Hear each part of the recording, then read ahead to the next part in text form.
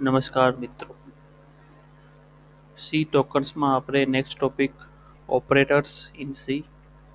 તો ઓપરેટર શું છે? એક સિમ્બોલ છે જે કોઈને કોઈ ફંક્શનને પરફોર્મ કરશે, જેમ કે plus, minus, into, divide, logical કોઈ ઓપરેશન હોય એવી રીતે ઘણા બધા ઓપરેશન આવશે એ કોઈને કોઈ ઓપરેટર દ્વારા પરફોર્મ થશે. જેમ કે તમે મેથ્સમાં લખો છો એ પ્લસ બી, સપોઝ 10 પ્લસ 20. ઓકે, તો પ્લસ છે એ શું છે? સી લેંગ્વેજ માટે ઓપરેટર છે. અને આ 10 અને 20 અથવા જે એ અને બી વેરિયેબલ છે તે ઓપરેટરના ઓપરાન્ડ છે. શું છે? ઓપરેટરના ઓપરેન્ડ છે. તો કોઈ પણ ઓપરેટરને કેટલા ઓપરેન્ડ જોઈ છે એ પ્રમાણે ઓપરેટરના ટાઈપ્સ છે. તો ફર્સ્ટ વન છે યુનરી, ધેન આવશે binary and then ternary operator. તો ફર્સ્ટ આપણે બધા યુનરી ઓપરેટર જોઈ લઈએ. તો યુનરી ઓપરેટરમાં જે plus, minus, double plus, double minus, exclamation, tilde, star, ampersand, type અને સાઇઝ ઓફ. હવે સાઇઝ ઓફ છે વન ટાઈપ ઓફ ફંક્શન જેવું છે. સાઇઝ ઓફ પછી છે ને ફંક્શનની સાઇન આવશે, બટ આ ફંક્શન કંઈ પરફોર્મ નથી કરતું. આની અંદર તમે કોઈ એક્સપ્રેશન લખી નાખો ને 1 a+b, તો એ પરફોર્મ નહીં કરે, એની સાઇઝ રિટર્ન કરશે. એટલા માટે તેને ઓપરેટરની કેટેગરીમાં રાખવામાં આવ્યું છે. ઓકે, તો વન બાય વન આપણે સીધા પ્રેક્ટિકલ જ જોઈએ કે આ બધાનું કામ શું છે. ઓકે, તો ચલીએ આપણે સ્ક્રીન ઉપર જઈએ ટર્બો સી પ્લસ પ્લસની. ઓકે, તો ફર્સ્ટ મેં એક ઇન્ટીજર વેરિયેબલ એ ડિક્લેર કરેલ છે વિથ ઇનિશિયલાઇઝેશન 5. એની અંદર મેં 5 સ્ટોર કર્યા છે. દેન બી એક વેરિયેબલ લીધો છે just for declaration. Then B equal to plus A કર્યો છે. હવે તમે હમણાં યુનરી ઓપરેટર જોયું પ્લસ એ. હવે મેથ્સમાં આપણે જોઈએ તો નોર્મલ હું 10 લખું તો 10 પોઝિટિવ જ છે, એ જ આપણે સમજી છીએ. બટ આપણે કોમ્પ્યુટરને ઘણી વાર કેવું પડશે કે ભાઈ આ પોઝિટિવ છે અથવા નેગેટિવ છે. તો ફર્સ્ટ બી વેરિયેબલની અંદર એ વેરિયેબલમાં જે વેલ્યુ છે 5 એ કયા ટાઈપની છે? પોઝિટિવ ટાઈપની છે. તો એ પ્રિન્ટ પણ કઈ રીતે કરશે? ગેટ ch સોરી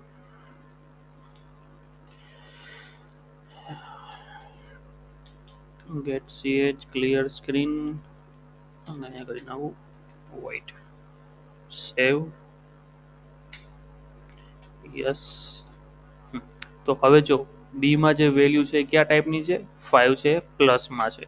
આમ તમે નોર્મલી પણ એમ કરી પ્લસ તમે ડિસ્પ્લે ના કરો તો પણ ચાલે, બટ આપણે કમ્પ્યુટરને ક્યારેક કેવું હોય કે ભાઈ આ પોઝિટિવ છે, ત્યારે આપણે આનો યુઝ કરી શકીએ. તો આને હવે કમેન્ટમાં મૂકી દઉં છું. નેક્સ્ટ છે માઇનસ એ. તો મેથ્સમાં પણ આપણે માઇનસને ડિક્લેર કરવા, માઇનસને ડિસ્પ્લે કરવા માટે આપણે માઇનસની સાઇનનો યુઝ તો કરવો જ પડે છે. તો હવે -5 આવી ગયો. નોર્મલી હું આ એ કરીશ તો શું થઈ જશે? પ્લસમાં જ આવશે, બટ મારે એને નેગેટિવમાં કન્વર્ટ કરવા છે તો આગળ માઇનસની સાઇન કરવી જ પડશે. ઇન શોર્ટ, તમને કઈ રીતે ખબર પડે કે આ યુનરી ઓપરેટર છે? કે ઓપરેટરની બાજુમાં જો એક જ ઓપરેન્ડ હોય, હવે તમે જો ઇક્વલ ટુ છે એની લેફ્ટ સાઈડ પણ એક ઓપરેન્ડ છે અને રાઈટ સાઈડ પણ એક ઓપરેન્ડ છે, મતલબ આ ઇક્વલ ટુ છે એ બાઇનરી ઓપરેટર છે. બટ જ્યારે આ માઇનસ છે એની બાજુમાં એક જ ઓપરેન્ડ છે, મતલબ એ યુનરી ઓપરેટર છે. પછી પ્લસ અને માઇનસ જ્યારે એકચ્યુઅલમાં પ્લસ અથવા માઇનસ કરે ત્યારે તે બાઇનરીમાં આવી જાય છે.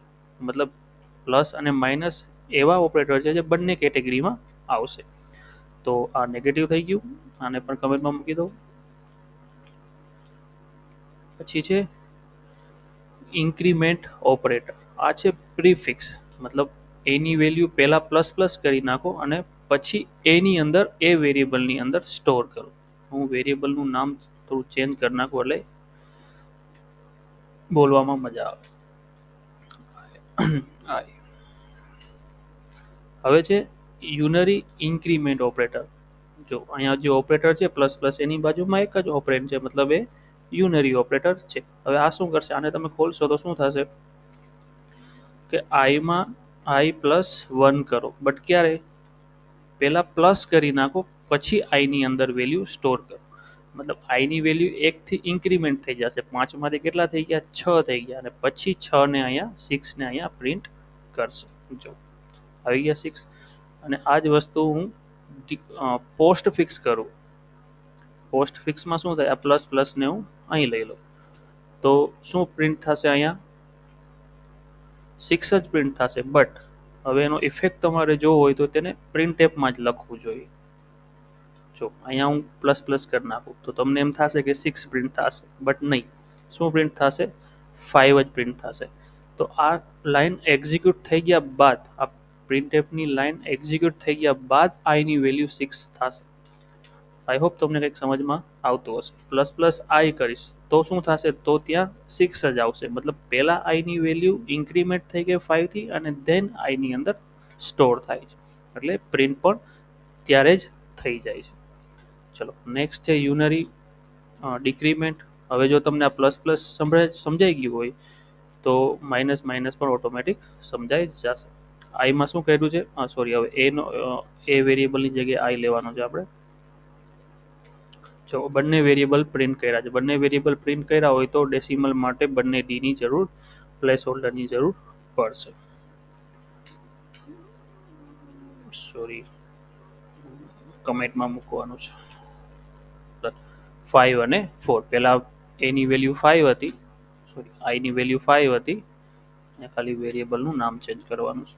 પહેલા આઈની વેલ્યુ 5 હતી, એ જે મેં બીમાં સ્ટોર કરી, પછી આઈ માઇનસ માઇનસ કર્યા એટલે એક ડિક્રીમેન્ટ થઈ ગયું. ઇન શોર્ટ, ગમે ત્યારે પ્લસમાં ઇન્ક્રીમેન્ટ કરવું હોય અથવા પ્લસમાં ડિક્રીમેન્ટ કરવું હોય ત્યારે તમે યુનરી ડિક્રીમેન્ટ અથવા ઇન્ક્રીમેન્ટ પ્લસમાં પ્રીફિક્સ અને પોસ્ટફિક્સ બંને યુઝ કરી શકશો. પહેલાં એડ કરવું છે કે પછી એડ કરવું છે, એઝ યુ વિશ. હવે જોઈએ લોજિકલ નોટ ઓપરેટર. જે એક્સક્લેમેશન સાઇન છે એ શું છે કે છે exclamation sign logical not.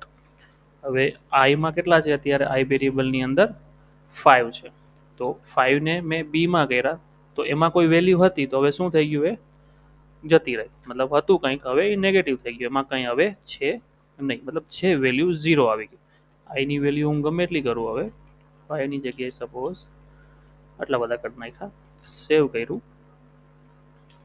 F2 થી સેવ થશે અને F3 થી ઓપન થશે કોઈ ફાઇલ, તો શું આવ્યું, 0 આવી ગયા. મતલબ કોઈ પણ વેલ્યુ હશે આઈની અંદર, આઈ વેરિયેબલની અંદર, એને એક્સક્લેમેશન સાથે લોજિકલ નોટ કરશો તો એની વેલ્યુ 0 થઈ જશે. ચલો નેક્સ્ટ જોઈએ આપણે ઓપરેટર યુનરી. હવે નેક્સ્ટ જે ઓપરેટર છે ને યુનરી, સ્ટાર અને એમ્પરસન, એ બંને પોઇન્ટરના વેરિયેબલ છે, પોઇન્ટરના ઓપરેટર છે. તો અત્યારે તમને કંઈ સમજાવવાથી પોઇન્ટર તમને નથી ખબર એટલે કંઈ ખબર નહીં પડે, એટલે એટલા માટે અત્યારે આ ટોપિકને આપણે સ્કીપ કરીએ.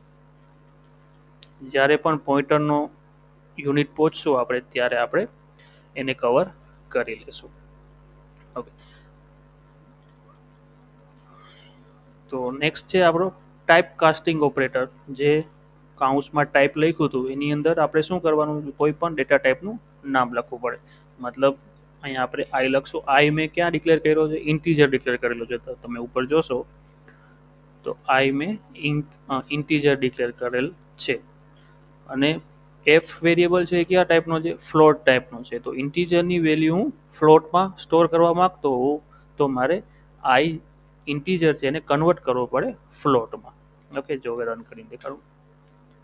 અચ્છા, ડિક્લેરેશન નોટ અલાઉડ હિયર, તો મારે ક્લિયર સ્ક્રીનની ઉપર કરવું પડશે. દેવ C++માં કામ કરશો તો આવું કંઈ નહીં થાય.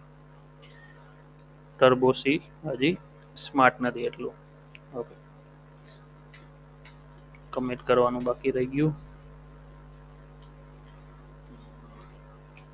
ઓકે, તો હવે જો મેં જે વેલ્યુ આઈમાં સ્ટોર કરી હતી, સોરી, પછી હું આને થોડી 5 કરી નાખું, અને અહીં જે ફોર્મેટ સ્પેસિફાયર છે એને સિમ્પલ કરી નાખું.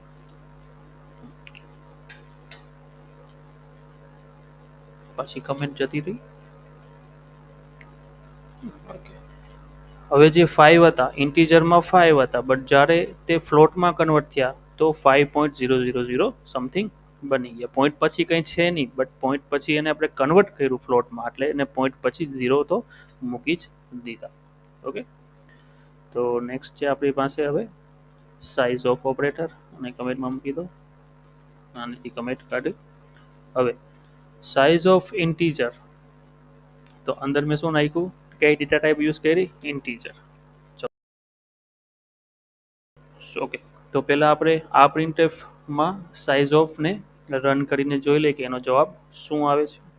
હવે પર્સન્ટેજ ડી કરીશ તો એ ડેસિમલમાં તમને ઇન્ટીજરની સાઇઝ ડિસ્પ્લે કરશે. ભાઈ કેટલી બાઇટ્સ રોકે છે ટર્બો સી, 2 બાઇટ્સ. હવે આ તમારા આર્કિટેક્ચર ઉપર ડિપેન્ડ છે. ટર્બો સી વાપરવું છે આપણે તો ઇન્ટીજર આની અંદર 2 બાઇટ્સ રોકશે. સપોઝ આ જ વસ્તુ તમે તમારા મોબાઈલમાં કરશો તો બની શકે 4 બાઇટ્સ આવશે. એ આર્કિટેક્ચર ઉપર ડિપેન્ડ છે. અને નેક્સ્ટ આપણે જોઈએ છે જે મારો વેરિયેબલ છે કયો, આઈ, એની એ પણ કેટલી જગ્યા રોકે છે એ જોઈ લે આપણે.